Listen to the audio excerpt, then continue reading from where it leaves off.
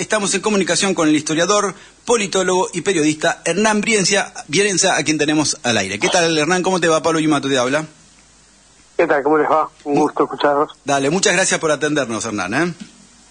No, por favor. Bueno, ¿en qué situación nos encontramos como nación? A ver, ¿vos creés que hay gobierno libertario para rato o cada vez le falta menos? Mira, yo creo que ahora, el mes que viene, a fines de abril, saco un nuevo libro que se llama El síntoma Milei, ¿no?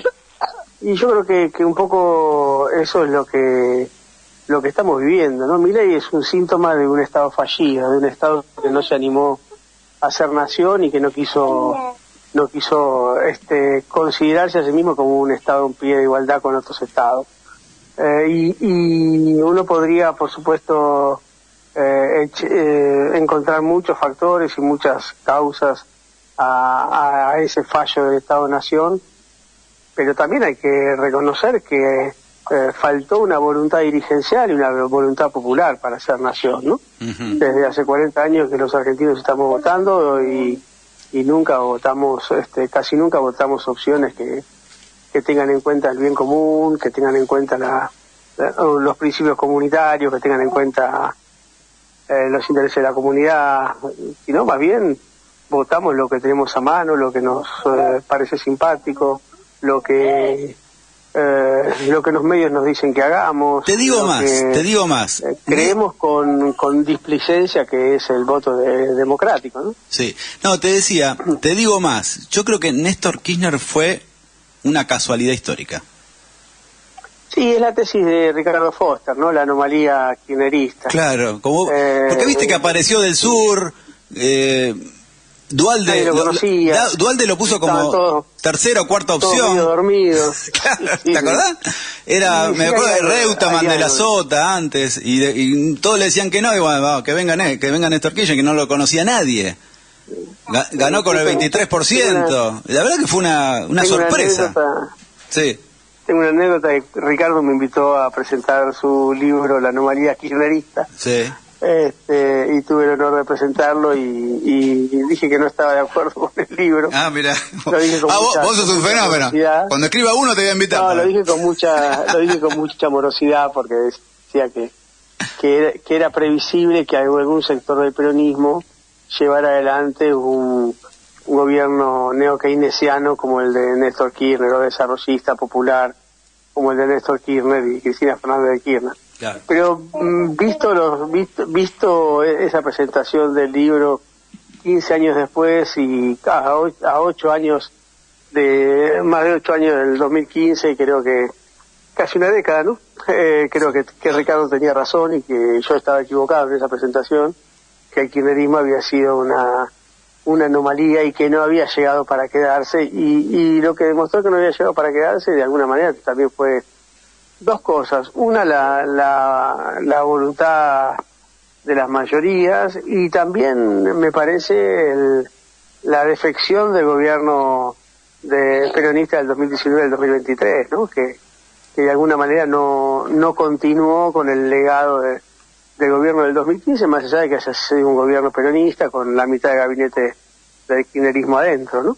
Bueno, tuvimos la mala suerte de que Néstor se murió. Sí, también me parece que va más allá, ¿no? También no solamente de Néstor, sino también responsabilidad de los que de alguna manera quedaron, ¿no? Está claro. Pero ahí está, esto es un tema que es largo de charlarlo, pero me parece que Cristina quedó un poco sola y al ser mujer se tuvo que hacer más fuerte, ¿no?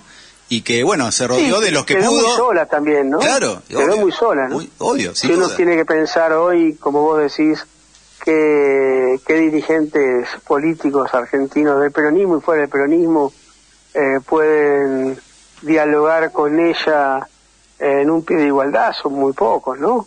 La mayoría son personas que no saben leer ni escribir. Exacto. Y muchos de ellos no conocen la historia argentina, ¿no? O el que sabe mucho de política no es político, capaz que es un politólogo, es un historiador, es un sociólogo, pero no ejerció la política, no estuvo ahí. Sí. O al revés. Sí, ¿viste? Pero vos fíjate que los grandes cuadros políticos son de muy baja calidad, ¿no? Sí, sin duda. Hoy más que nunca. ¿Qué personajes hoy tenemos gente en el Congreso que da vergüenza ajena, sinceramente. Sí, sí, iba a decir una barbaridad, no la digo. Está bien, ¿no? Pero, sí, es muy difícil, ¿no?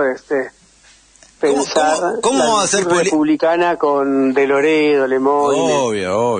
con los que se agarran a trompadas por una banca, ¿no? Es muy difícil pensar yo el otro día republicana con esos personajes. El otro día decía que hasta estamos bajando el nivel dialéctico, ¿no? O sea, de lo que se decía en los medios de comunicación, donde se respetaban las palabras, lo que quiere decir cada frase. Y hoy que todo el mundo está más sin filtro permanentemente, porque esto es la línea que se baja desde el propio Estado, ¿viste? Entonces, ya las cosas hay que decirlas como son, como se dicen en la calle, y ya los medios hablan como si estuviéramos en la barra, no sé, con los muchachos en la barra de la esquina. O sea, hay mucho de eso, ¿viste? En las nuevas plataformas, incluso en los medios más profesionales. Se está hablando muy sin filtro, y es parte también de esta dialéctica, de esta lógica permanente en donde ya no se respeta más nada, ¿no? Me da esa sensación, por lo menos. Pero bueno... Sí, a mí me da la impresión que se habla mejor en la calle que en... A veces sí, es verdad. En los medios. Sí, tenés razón. A ver, vos que sos politólogo, historiador, a ver, ¿por qué crees que el fondo le vuelve a prestar plata a la Argentina? Te lo estoy preguntando de una manera muy inocente, pero quiero que me entiendas. Cuando todavía no empezó a pagar la deuda de 45.000 millones de dólares que se generó con Macri. O sea, seguimos pagando los intereses de esa deuda. Todavía no entramos en el capital y ya nos vuelven a prestar 20.000 millones de dólares más, se supone. ¿Por qué hace esto? Bueno, yo creo que el Fondo Monetario Internacional lo que hace es negociar siempre la cartera de negocios de un país, ¿no? Y creo que las condiciones que impone es el reparto de los negocios de determinadas empresas internacionales o el tipo de capitalismo que se va a imponer en la Argentina, ¿no? Y en el medio lo que hace es garantizar un endeudamiento permanente que permita siempre poner en jaque a ese gobierno para poder repartir los negocios de esa cartera del país, ¿no? Cuando me refiero a cartera de negocio me refiero qué hacer con el agua, qué hacer con las tierras, qué hacer con los minerales, qué hacer con la soberanía, con la soberanía. Soberanía, ¿no? En general. Claro. Y creo que los gobiernos desastrosos como lo son los gobiernos neoliberales, que son fundamentalmente de timba financiera y de capitalización, que en realidad está mal dicho capitalización, digamos, pero uno podría decir de acumulación de capitales vía sistema financiero, vía no endeudamiento, sino compra de dólares y fuga de divisas fuertes. Uh-huh. Lo que hacen es generar agujeros en el Estado que son resueltos vía deuda, ¿no? Sí.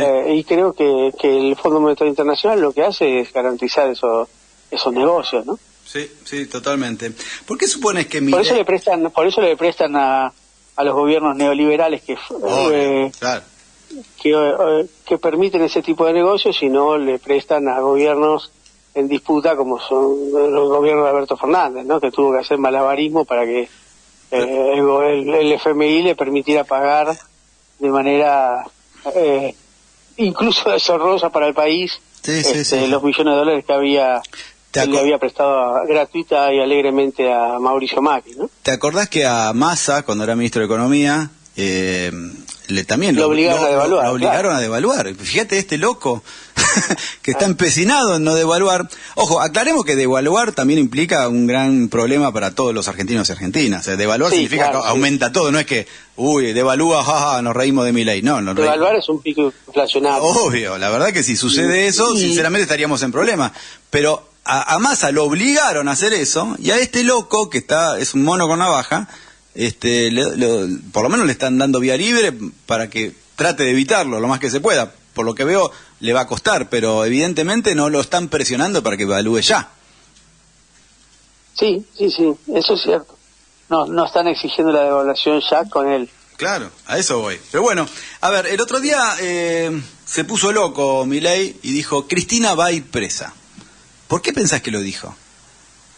No sé, pero yo creo que esta es como...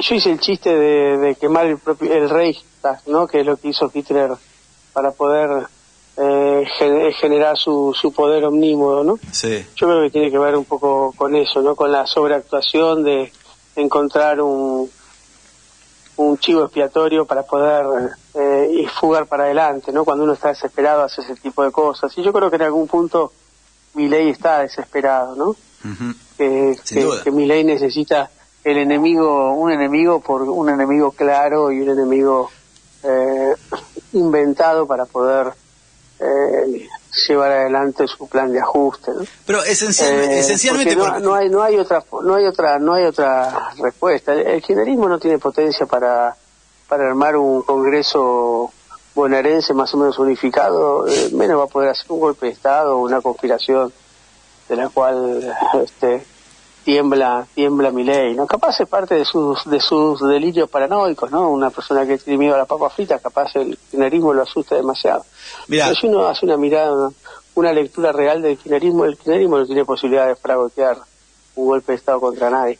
Primero creo que ni se le ocurrió, pero más allá de esto, a Milei me da la sensación de que él está notando que sus propias ideas, su propia gestión en términos económicos no está funcionando y se está enloqueciendo por eso, porque él estaba convencido Sí, claro. teóricamente que lo que estaba haciendo estaba bien, era correcto, más allá del ajuste inhumano que está generando y las muertes y el desastre que está generando en términos económicos, pero en términos teóricos él creía en esto y lo estaba llevando a cabo y creía que iba a tener una salida viable y que por lo menos dentro de sus parámetros las cosas iban a salir bien. Y eso no está sucediendo y esto lo está volviendo más loco de lo que ya estaba. Sí, yo comparto eso, por eso hablaba de la desesperación de quemar el Reichstag, ¿no? Claro, en su locura él está intentando buscar un chivo expiatorio de su propio fracaso, ¿no? Y creo que eso va a ser muy costoso para los argentinos porque no es un jugador racional, no es un jugador dogmático. Exacto, claro. Y ese dogmatismo hace que sea muy costoso para quienes están alrededor suyo, ¿no? En este caso las mayorías argentinas, ¿no? Exactamente. Hernán, cuando él acusa al mercado de hacerle un golpe, claro, es quizás la derrota más absoluta de sus propias convicciones, ¿no? Pero es así. Porque el mercado, que era el reino de los cielos, que era el paraíso, resulta que el mercado lo abandonó. Por lo tanto, o el mercado no está en mercado o él no tenía razón, ¿no? Exactamente. Pero hasta ahora lo venían apoyando con todas sus locuras. De hecho, él que hablaba barbaridad del Estado es el gobierno más estatista que noté en los últimos tiempos. O sea, interviene en todo, interviene en la economía, interviene en la cuestión cambiaria, en todo se mete en el Congreso, decide ahora si Cristina va a ir presa o no. O sea, más estatista. Es un autócrata, ¿no? Él es un autócrata. Claro, es absolutamente un absolutista, podríamos decir, porque está haciendo lo que se le canta, se cree que es un rey y así estamos también. Pero recién lo tocaste medio de coté. Pero vamos a ir al grano, Hernán.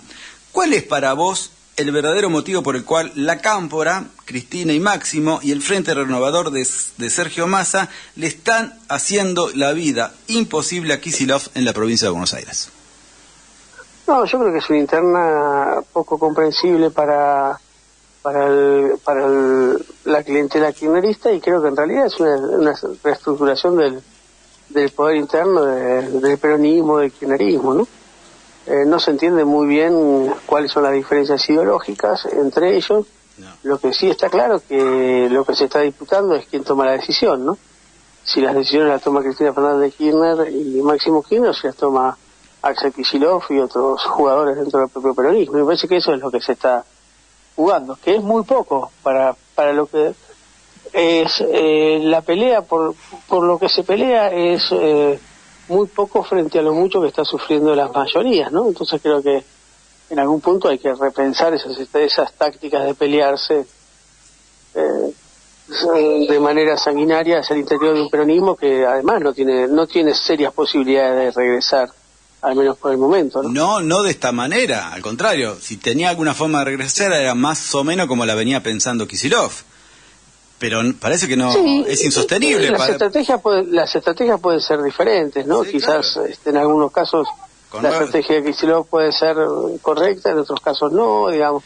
Pero lo que sí hablaba Puede de ser, nuevas puede haber- canciones. ¿Te acuerdas cuando dijo nuevas canciones? Casi Sí, pero también la salida del peronismo la puede hacer Yar Llora desde Córdoba, digo. Ah, bueno. No está muy claro cuál es la táctica, ¿no? También incluso la gente puede decir, con Cristina estábamos mejor y voto a Cristina, digamos. La cuestión sobre las tácticas y las estrategias, finalmente va a tener razón el que gane, ¿no?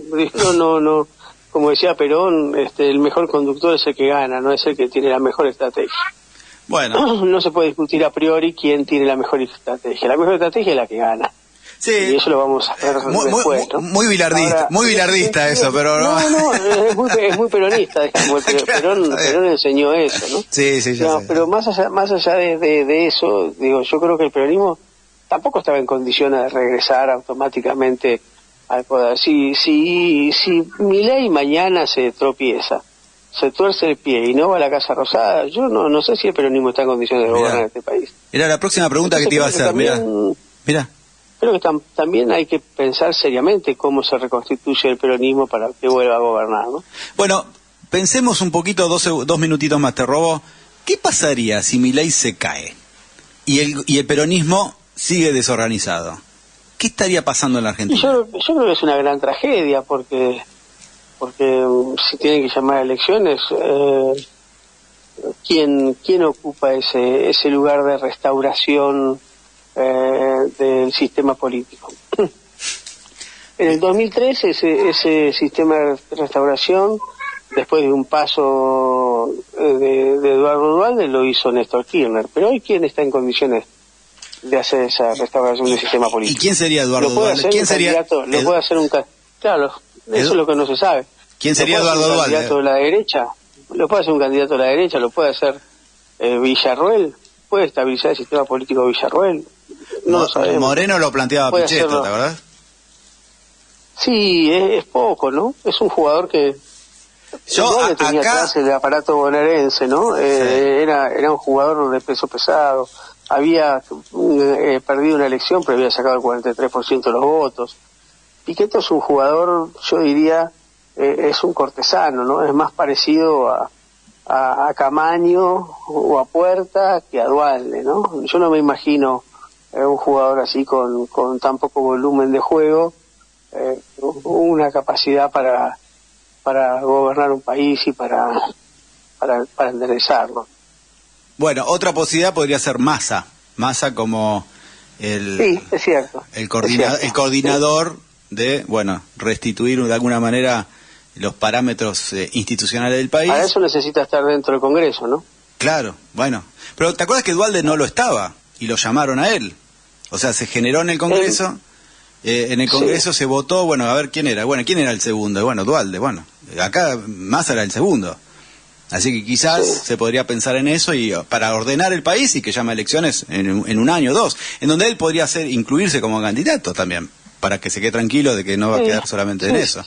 Digo, estamos resolviendo el país acá con Hernán Brianza, tratando de resolverlo. Habría que ver si parte de esa entente que posterior supuesta de la caída de Milei,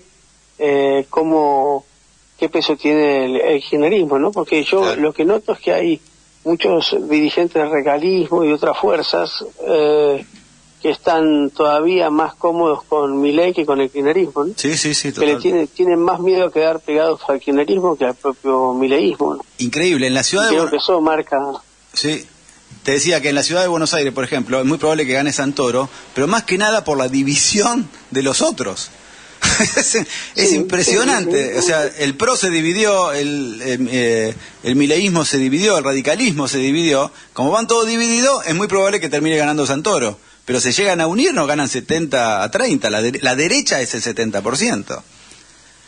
Sí, hay que ver cómo se reunifica ese 70%, ¿no? Desde ya. Estamos seguros que es juntable esa derecha. Ah, bueno, no lo sé, pero 50, ¿crees? Claro, pero es mucho igual.